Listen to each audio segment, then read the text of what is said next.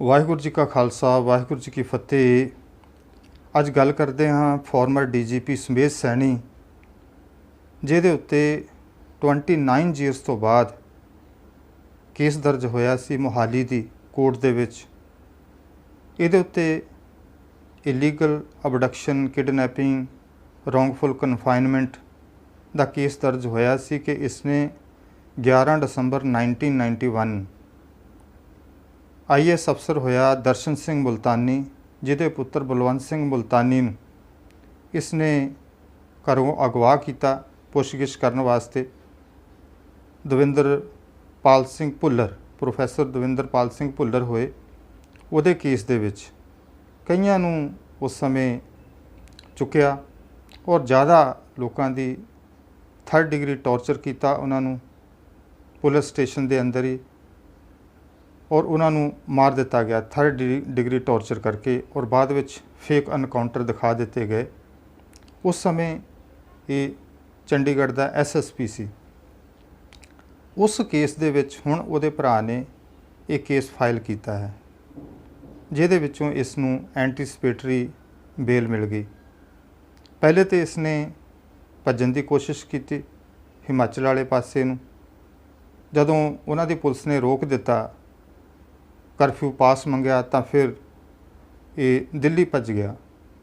पंजाब दे विच पूरे दे विच करफ्यू लग्या होया, हरियाणा दे विच लॉकडाउन है, 2 स्टेटां नूं पार करके जिसनूं Z+ सिक्योरिटी दिती होवे ये पंजाब सरकार ते पंजाब पुलिस की कारगुजारी के उत्ते भी क्वेश्चन मार्क है। ये अगेंस्ट विच बहुत ही सीरीयस धरावां के दौरान केस दर्ज किया गया सी जिसकी कि अरेस्ट होनी चाहिए सी पर नहीं हुई। और इत्थों ये अंदाज़ा लगा सकता है कि ये लोग कितने ताकतवर है, इन्हां दी कित्थे तक अप्रोच है और ये एंटीसिपेटरी बेल लैण दे विच सुक्सैस रहा। 2007 दे विच एक ईमानदार जस्टिस महताब सिंह गिल होए। उस समय भी केस ये अगेंस्ट विच एप्लीकेशन दी गई सी और उसने सो मोटो लेंदे हुए CBI नूं डायरैक्ट किया सी कि इन्वेस्टिगेशन करो और केस फाइल करो और ये उत्ते केस फाइल होया भी। CBI ने 70 विटनेस तो स्टेटमेंट लई और जो भी एप्लीकेशन सी ये अगेंस्ट वे सारे प्रूफ इकट्ठे किए और ये उस समय भी दोषी सी पाया गया सी। CBI ने पूरी इन्वेस्टिगेशन की पर इसने उस FIR नूं सुप्रीम कोर्ट दे विच चैलेंज कर दिता। उस समय पंजाब दे विच अकाली BJP की सरकार सी और सेंटर दे विच भी इसकी अप्रोच सी। सेंटर की इंटरवेंशन दे नाल और पंजाब सरकार ने एप्लीकेशन दी कि इहदे विच पंजाब सरकार नूं भी पार्टी बनाया जाए। उन्होंने पार्टी बनाया गया और फिर उन्होंने इसकी जिहड़ी एप्लीकेशन सी उसनूं डिस्पोज ऑफ करा दिता। इस बेस के उत्ते डिस्पोज ऑफ करवाया कि ये परसनल वेंडेटा दे नाल जिहड़ी FIR लॉन्च की गई है और वो FIR क्विस्ट हो गई।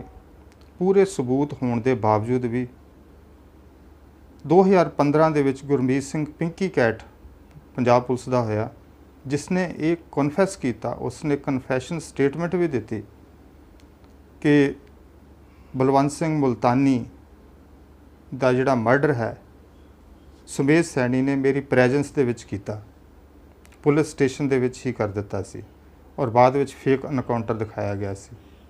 ये सारे प्रूफ होने के बावजूद भी जिहदे उत्ते होर भी बहुत सारे केस चल रहे हैं फिर भी ये खुला घूम रहा है। कई जो विटनेस है, कई केस करने वाले है, वो तो कई इस दुनिया तो चले गए पर उन्होंने कोई जस्टिस नहीं मिलिया। तो तुसी इत्थों अंदाज़ा लगा सकते हो कि अज की जिहड़ी जुडिशरी है, जिहड़े इन्फ्लुएंस लोग हैं उन्हां वास्ते भी ये सब कुछ नहीं है। सजावां केवल जो गरीब लोग है जो उन्होंने ही मिलदियां हैं और जिहड़े ताकतवर लोग है, जिहड़े इन्फ्लुएंस लोग है, उन्हां दा कोई कुछ नहीं हुंदा। वो सारिਆਂ ਨੂੰ ही विटनेस ਨੂੰ भी प्रभावित कर देंदे है, जजां ਨੂੰ भी प्रभावित ਹੋ ਜਾਂਦੀਆਂ, ਕੋਟਾਂ ਵੀ ਉਹਨਾਂ ਤੋਂ ਪ੍ਰਭਾਵਿਤ ਹੋ ਜਾਂਦੀਆਂ ਹੈ। ਪਰ ਕਿਸੇ ਵੀ ਤਰ੍ਹਾਂ ਦੀ, ਖਾਸ ਕਰਕੇ ਜਦੋਂ ਮੈਟਰ ਸਿੱਖਾਂ ਦਾ ਹੋਵੇ ਜਾਂ ਹੋਰ ਇਸ ਦੇਸ਼ ਦੇ ਵਿੱਚ ਮਾਈਨੋਰਟੀਜ਼ ਦਾ ਹੋਵੇ, ਇਹ ਸਾਰੇ ਪ੍ਰੂਫ ਹੋਣ ਦੇ ਬਾਵਜੂਦ ਵੀ ਨਹੀਂ ਸਜ਼ਾ ਮਿਲਦੀਆਂ ਹੈ। 1984 ਦੇ ਵਿੱਚ ਸਿੱਖਾਂ ਦੇ ਉੱਤੇ ਕਿੰਨੇ ਜ਼ੁਲਮ ਹੋਏ, ਦਰਬਾਰ ਸਾਹਿਬ ਨੂੰ ਢਾਹ ਦਿੱਤਾ ਗਿਆ, ਦਿੱਲੀ ਦੇ ਵਿੱਚ ਸਿੱਖਾਂ ਦਾ ਕਤਲੇਆਮ ਹੋਇਆ, ਕਿੰਨੀਆਂ ਸਟੇਟਾਂ ਦੇ ਵਿੱਚ ਸਿੱਖਾਂ ਦਾ ਕਤਲੇਆਮ ਹੋਇਆ, ਪਰ ਕਿਸੇ ਇੱਕ ਦੋ ਨੂੰ ਛੱਡ ਕੇ ਕਿਸੇ ਨੂੰ ਵੀ ਸਜ਼ਾਵਾਂ ਨਹੀਂ ਮਿਲੀਆਂ। ਔਰ ਇਸ ਸਮੇਤ ਸੈਣੀ ਦੇ ਉੱਤੇ, ਜਿਹਦੇ ਉੱਤੇ abduction, kidnapping, fake encounter, wrongful confinement, illegal detention, police custody ਦੇ ਵਿੱਚ ਹੀ ਕਿੰਨੇ ਸਿੱਖ ਜਵਾਨਾਂ ਨੂੰ ਮਾਰ ਦਿੱਤਾ ਗਿਆ। ਇੰਨੇ ਸਿੱਖ ਨੌਜਵਾਨਾਂ ਦਾ ਜੋ ਕਾਤਲ ਹੋਵੇ ਉਹਦੇ ਉੱਤੇ ਅੱਜ ਤੱਕ ਕੋਈ ਕਾਰਵਾਈ ਨਹੀਂ ਹੋਈ, ਔਰ ਉਹ ਖੁੱਲ੍ਹੇਆਮ ਘੁੰਮ ਰਿਹਾ ਹੈ। ਔਰ ਦਿੱਲੀ, ਪੰਜਾਬ ਤੋਂ ਵੀ ਉਹ ਦਿੱਲੀ ਨਿਕਲ ਚਲੇ ਜਾਂਦਾ ਹੈ। ਔਰ ਹੈਰਾਨੀ ਇਸ ਗੱਲ ਦੀ ਵੀ ਹੁੰਦੀ ਹੈ, ਕਾਂਗਰਸ ਨੇ ਤੇ ਸਭ ਕੁਝ ਕਰਵਾਇਆ ਹੀ, ਪਰ ਜਿਸ ਨੂੰ ਆਪਣੇ ਆਪ ਨੂੰ ਇਹ ਦਾਅਵਾ ਕਰਦੀ ਹੈ ਕਿ ਅਸੀਂ ਪੰਥਕ ਪਾਰਟੀ ਹਾਂ, ਅਕਾਲੀ ਦਲ, ਜਿਹੜੀ ਆਪਣੇ ਆਪ ਨੂੰ ਸਿੱਖਾਂ ਦੀ ਰਹਿਨੁਮਾ ਦੱਸਦੀ ਹੈ, ਪੰਥਕ ਪਾਰਟੀ ਹੁੰਦੀ ਹੈ। ਇਹ ਪੰਥਕ ਪਾਰਟੀ ਜਦੋਂ 1987 ਦੇ ਵਿੱਚ ਪੰਜਾਬ ਦੇ ਵਿੱਚ ਸਰਕਾਰ ਬਣਾਉਂਦੀ ਹੈ ਤਾਂ ਇਹ ਇਸੇ ਫਾਰਮਰ DGP ਨੂੰ, ਜਿਸ ਨੂੰ ਕਿ 2005 ਦੇ ਵਿੱਚ ਡਰਟੀ ਹੈਰੀ ਫਿਗਰ ਦੇ ਨਾਮ ਦੇ ਨਾਲ ਜਾਣਿਆ ਜਾਂਦਾ ਸੀ, ਸਿੱਖਾਂ ਦਾ ਅਨਕਾਊਂਟਰ ਸਪੈਸ਼ਲਿਸਟ ਨਾਮ ਦੇ ਨਾਲ ਜਾਣਿਆ ਜਾਂਦਾ ਸੀ, ਜਿਸ ਨੇ ਸਿੱਖਾਂ ਦੇ ਉੱਤੇ ਇੰਨਾ ਕਤਲੇਆਮ ਕੀਤਾ, ਸਿੱਖਾਂ ਦਾ ਫੇਕ ਅਨਕਾਊਂਟਰ ਕੀਤੇ, ਬੇਸਹਾਰਾ ਲੋਕਾਂ ਨੂੰ ਮਾਰਿਆ, ਉਸ ਨੂੰ ਇਹ ਪਿਕਅਪ ਕਰਕੇ ਇੰਪੋਰਟੈਂਟ ਪੋਸਟ ਦੇ ਉੱਤੇ ਲਗਾਉਂਦੀਆਂ। 1987 ਤੋਂ ਹੀ ਉਹਨਾਂ ਨੂੰ ਬਹੁਤ ਇੰਪੋਰਟੈਂਟ ਪੋਸਟ ਦੇ ਉੱਤੇ ਲਗਾਇਆ ਜਾਂਦਾ ਹੈ ਅਕਾਲੀ ਦਲ ਵੱਲੋਂ। ਔਰ 2015 ਦੇ ਵਿੱਚ, 15 ਮਾਰਚ 2012 ਦੇ ਵਿੱਚ ਜਦੋਂ ਫਿਰ ਅਕਾਲੀ ਦਲ ਦੀ ਪੰਜਾਬ ਦੇ ਵਿੱਚ ਸਰਕਾਰ ਬਣਦੀ ਹੈ, ਤੇ ਇਸ ਨੂੰ ਕਿੰਨੇ ਸਾਰੇ ਅਫਸਰਾਂ ਨੂੰ ਸੁਪਰਸੀਡ ਕਰਕੇ, ਜੋ ਇਸ ਤੋਂ ਸੀਨੀਅਰ ਸੀ, ਇਸ ਨੂੰ ਪੰਜਾਬ ਦਾ DGP ਬਣਾਇਆ ਜਾਂਦਾ ਹੈ, ਜਿਹਦੇ ਉੱਤੇ ਇੰਨੇ ਦੋਸ਼ ਸਨ। ਇਹੀ ਪੰਥਕ ਪਾਰਟੀ ਦੇ ਰਾਜ ਵਿੱਚ ਗੁਰੂ ਗ੍ਰੰਥ ਸਾਹਿਬ ਜੀ ਦੀ ਇੰਨੀ ਬੇਅਦਬੀ ਹੁੰਦੀ ਹੈ, ਪਰ ਕਿਸੇ ਇੱਕ ਨੂੰ ਵੀ ਅੱਜ ਤੱਕ ਸਜ਼ਾ ਨਹੀਂ ਮਿਲਦੀ ਹੈ। ਇਹਨਾਂ ਪੰਥਕ ਪਾਰਟੀ ਦੇ ਰਾਜ ਦੇ ਵਿੱਚ ਪੁਲਿਸ ਨੇ ਇੰਨੇ ਤਸ਼ੱਦਦ ਕੀਤੇ ਲੋਕਾਂ ਦੇ ਉੱਤੇ, ਪਰ ਸਜ਼ਾ ਕਿਸੇ ਨੂੰ ਵੀ ਨਹੀਂ। ਇਸੇ ਪੰਥਕ ਪਾਰਟੀ ਨੇ ਇੱਕ ਵਕੀਲ ਹੋਇਆ ਸਤਨਾਮ ਸਿੰਘ ਕਲੇਰ, ਜਿਸ ਨੇ ਕਿ ਸਮੇਤ ਸੈਣੀ ਦਾ ਕੇਸ ਵੀ ਐਪਲੀਕੇਸ਼ਨ ਦਿੱਤੀ ਸੀ ਐਂਟੀਸਪੇਟਰੀ ਬੇਲ ਵਾਸਤੇ। ਉਹ ਕੇਸ ਇਹਦੇ ਨੂੰ ਡਿਫੈਂਡ ਕਰ ਰਿਹਾ ਸੀ। ਉਹ ਬੰਦਾ ਪਿਛਲੇ 20-25 ਸਾਲ ਤੋਂ ਪੁਲਿਸ ਕਾਤਲਾਂ ਦੇ ਕੇਸ ਲੜ ਰਿਹਾ ਹੈ। ਉਹ ਕਾਤਲਾਂ ਨੂੰ, ਜਿਨ੍ਹਾਂ ਨੇ ਪੁਲਿਸ ਵਾਲਿਆਂ ਨੂੰ ਡਿਫੈਂਡ ਕਰ ਰਿਹਾ ਹੈ, ਜਿਨ੍ਹਾਂ ਨੇ ਫੇਕ ਅਨਕਾਊਂਟਰ ਕੀਤੇ, ਕਿਡਨੈਪਿੰਗ, ਅਬਡਕਸ਼ਨ, ਪੁਲਿਸ ਕਸਟਡੀ ਦੇ ਵਿੱਚ ਸਿੱਖ ਨੌਜਵਾਨਾਂ ਨੂੰ ਮਾਰਿਆ,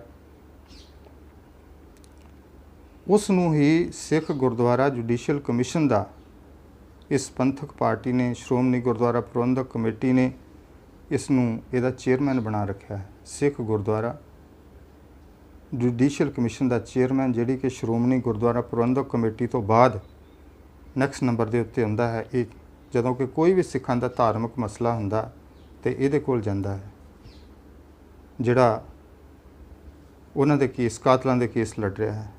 ਤਾਂ ਤੁਸੀਂ ਆਪ ਸੋਚ ਸਕਦੇ ਹੋ ਕਿ ਇਹ ਕਿੰਨੀ ਕੁ ਪੰਥਕ ਪਾਰਟੀ ਹੈ।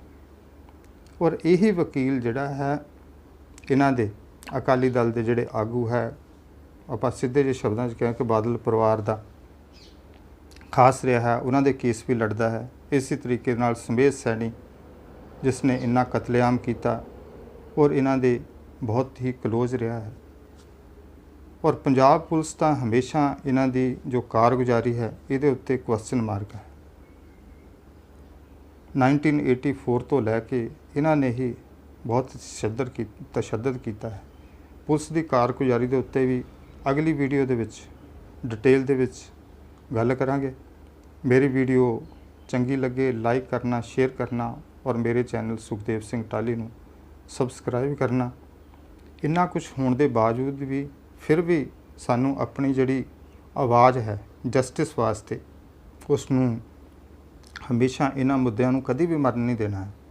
ਇਹਨਾਂ ਨੂੰ ਹਮੇਸ਼ਾ ਉਠਾਉਂਦੇ ਰਹਿਣਾ ਹੈ। ਜੋ ਜਾਗਦੀਆਂ ਕੌਮਾਂ ਹੁੰਦੀਆਂ ਉਹ ਕਦੇ ਵੀ ਇਹਨਾਂ ਮੁੱਦਿਆਂ ਨੂੰ, ਤਾਂ ਕਿ ਹਮੇਸ਼ਾ ਚਾਹੇ ਉਹ ਸੈਂਟਰ ਦੀ ਸਰਕਾਰ ਹੋਵੇ, ਸਟੇਟ ਦੀ ਹੋਵੇ, ਪੁਲਿਸ ਹੋਵੇ, ਇਹਨਾਂ ਦੇ ਉੱਤੇ ਪੂਰਾ ਪ੍ਰੈਸ਼ਰ ਬਣਾ ਕੇ ਰੱਖਣਾ ਹੈ ਔਰ ਪੂਰੇ ਜ਼ੋਰ ਸ਼ੋਰ ਦੇ ਨਾਲ ਇਹਨਾਂ ਮੁੱਦਿਆਂ ਨੂੰ ਉਠਾਉਂਦੇ ਰਹਿਣਾ ਹੈ।